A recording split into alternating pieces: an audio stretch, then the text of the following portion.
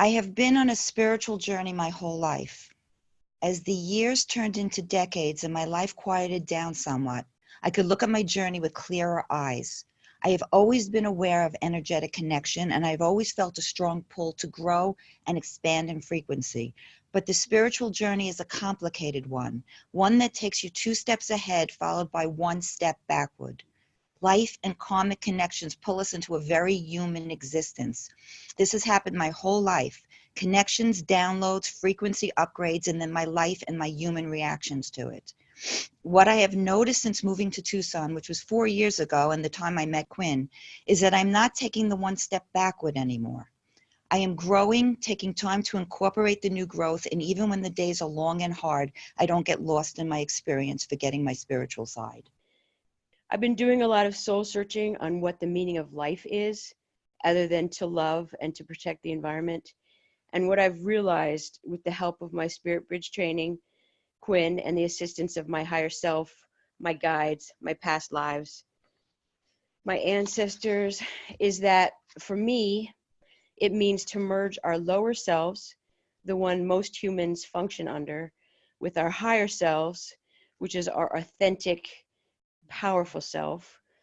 That is the answer that we seek, not in anything outside of ourselves, but right here inside of us. And once we can merge the 2 or 3 together, we are our best self, our true self, our yin and our yang complete. And only from that state do I believe that we can really do the most good for mankind. Healing ourselves, our ancestors, our past lives is the most important work that we can do, and the first work we need to do, and Spirit Bridge helped me to do this. I also believe that a good Spirit Bridge is someone who learns the tools to heal themselves so that they can in turn teach others how to use the tools to heal themselves, and on it goes. A good Spirit Bridge won't have regulars. They won't be up on stages or pedestals. They will be teachers, and once the students learn, they move on and hopefully teach others. Pay it forward so that hopefully this healing travels around the world and we can finally start to see this place ignite with the high vibrational energy of healthy beings. When I came for this training, I knew I was done with my practitioner work. I mean, I had done many things, which I don't have to go into. So I wasn't even sure why I was coming to this training, but I love to do what Quynn has available. And it was perfect for me, actually. And I had no structure in mind. However, something has emerged for me just recently where, oh my gosh, I've got another training in mind that I want to do with people. And I'll talk about that right now. But this is what I wrote and what I'd like. I don't seem to care about what people think of me. But actually, the complete opposite is true. I do care about what people think of me because it is and was so strong in my growing up, included my trying not to care. At one point in my awakening, I woke up and I had this quote, "Trying makes one trying."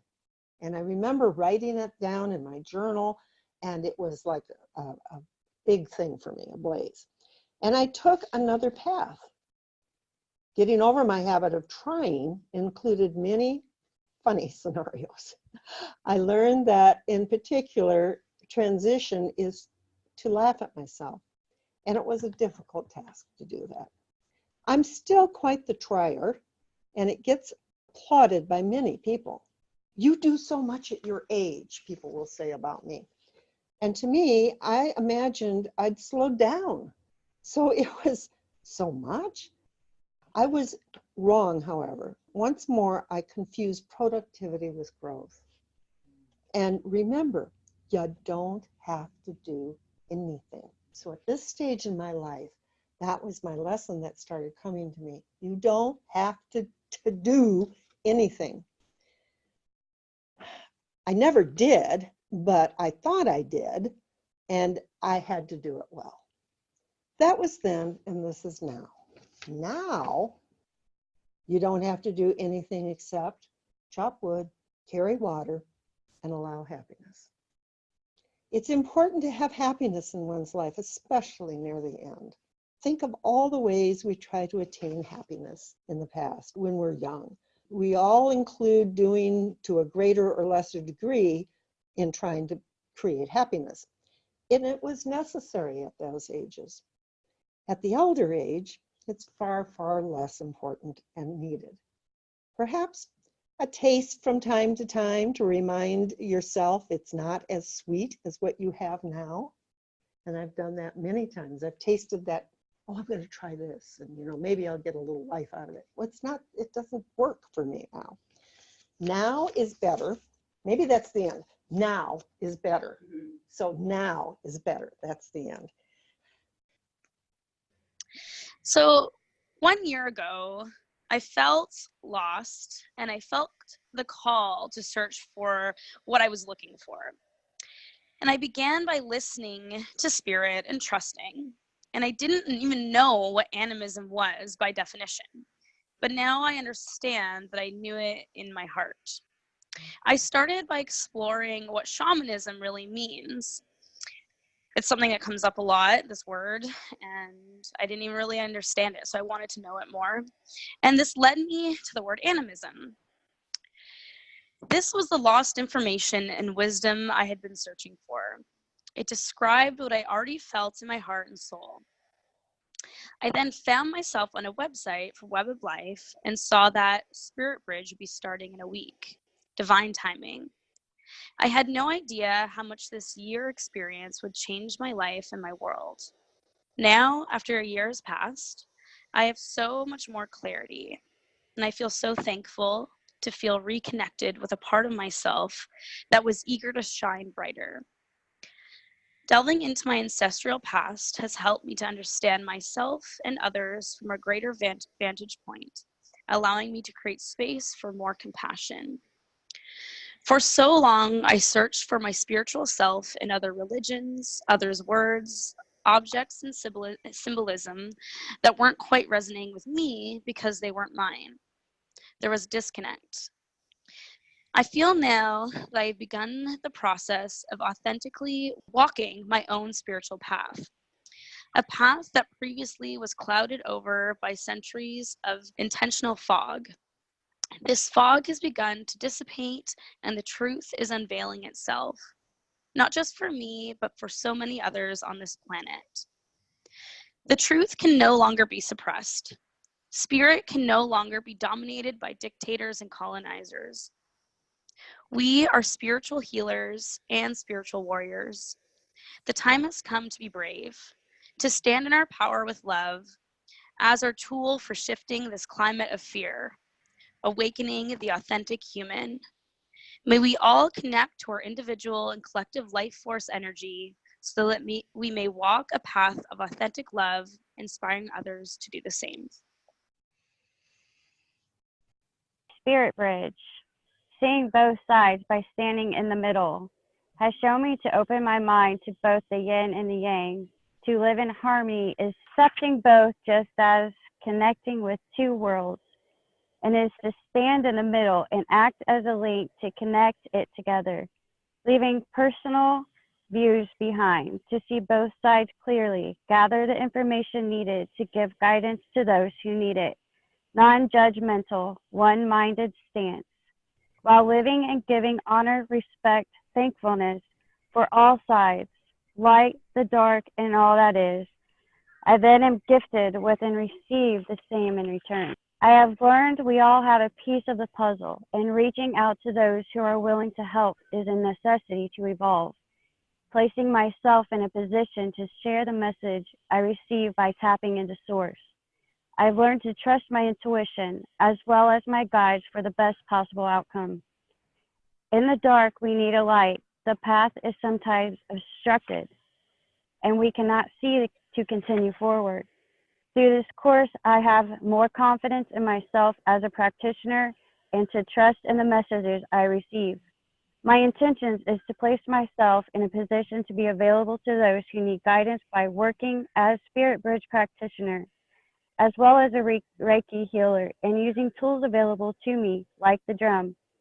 to help the souls of humanity so they can continue their mission on planet Earth. When I was in my early 20s, life shifted and loosened me from my comfortable routine on the East Coast. I was presented with the choice to move across the country to the Pacific Northwest or stay where I was.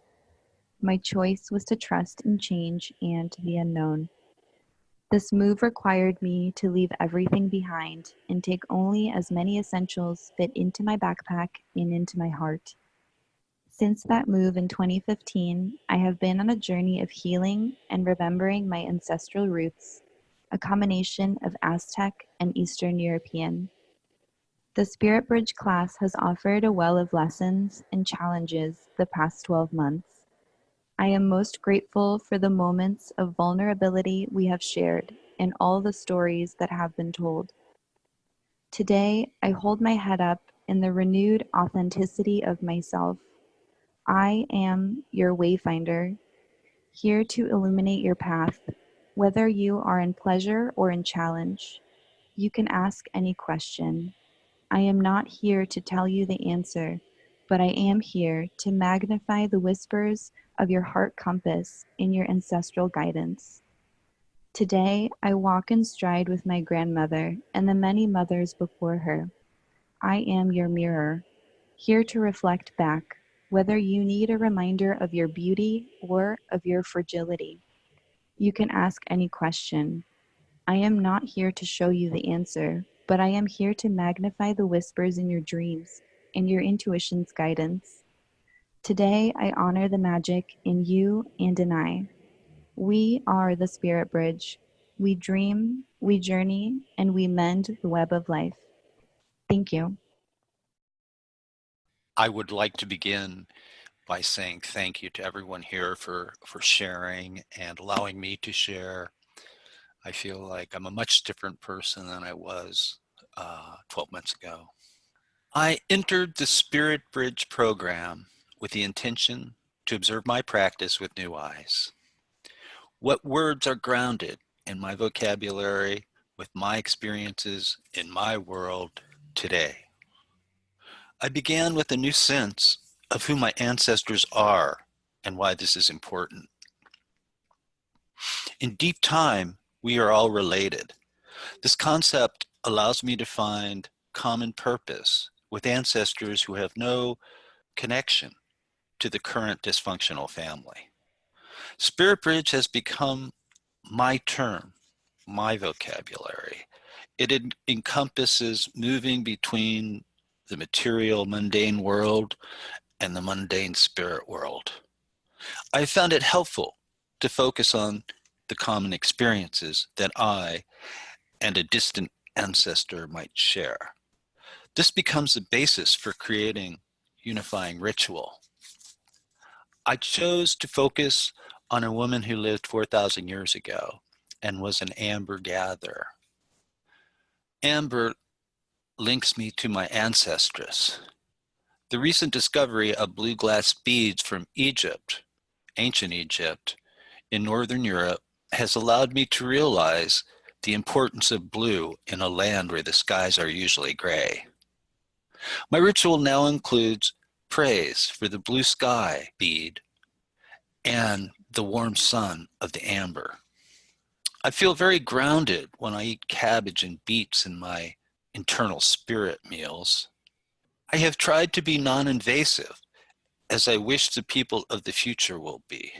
No one needs to be alarmed. We are all family. Bye.